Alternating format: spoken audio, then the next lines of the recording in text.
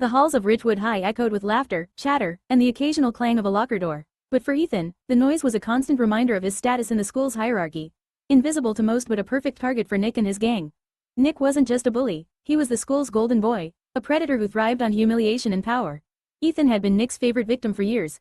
He'd endured the jokes, the pranks, and the taunts in silence, waiting for the day Nick would grow bored and move on. But that day never came. And last week, Nick crossed a line that Ethan could never forgive. It was during gym class. Nick had stolen Ethan's clothes while he showered and replaced them with a tattered pink dress. When Ethan emerged, dripping wet and horrified, Nick and his friends were ready, phones in hand, recording his humiliation. The video was uploaded to social media within minutes, racking up hundreds of views and comments. Ethan spent that night reading cruel remark. What a freak, he deserves it, classic Nick, what a legend. Ethan stared at his reflection in the bathroom mirror, his face burning with anger. Enough was enough.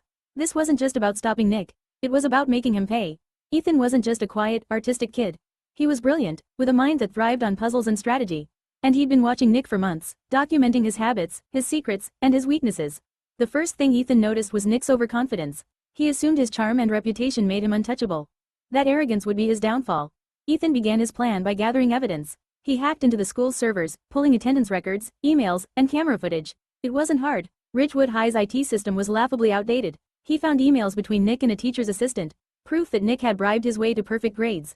Next, Ethan planted hidden microphones in the boys' locker room. The next few weeks, he collected hours of audio recordings. Nick bragging about his conquests, laughing about the students he'd humiliated, and even admitting to shoplifting from a local store. But Ethan wasn't satisfied with just exposing Nick. He wanted to destroy him. The perfect opportunity came in the form of Ridgewood High's annual awards ceremony. Nick was set to receive the Student of the Year award, an honor he had been bragging about for weeks. The ceremony was the school's most prestigious event, attended by parents, teachers, and even local media. Ethan spent weeks preparing for this moment. He created an anonymous email account and scheduled a series of bombshells to drop during the ceremony. Each email contained damning evidence of Nick's actions, from videos to audio recordings to screenshots of incriminating texts. He also edited together a highlight reel of Nick's worst moments. Shoving a smaller student into a locker, mocking a girl who'd been crying in the hall, and the infamous footage of him stealing test answers. The video ended with a simple message. This is your Student of the Year. The night before the ceremony, Ethan planted a USB drive in the principal's office. It contained everything. The videos, the emails, and a detailed account of Nick's bullying, all tied together with timestamps and witness statements. But Ethan wasn't done. He hacked into Nick's phone, installing spyware that would allow him to broadcast Nick's texts and calls in real time. The auditorium buzzed with excitement on the day of the ceremony. Students and parents filled the seats, chatting eagerly as the principal took the stage. Ethan sat near the back, his laptop open in his lap, watching as the final pieces of his plan fell into place. The principal began his speech, listing Nick's many accomplishments. Nick sat in the front row, grinning smugly, soaking in the applause. Then, just as the principal reached for Nick's award, the projector screen behind him flickered to life. At first, it was subtle, a grainy video of Nick shoving a freshman into a locker. The room fell silent. Then came another clip, this one of Nick laughing with his friends as he mocked a girl's stutter.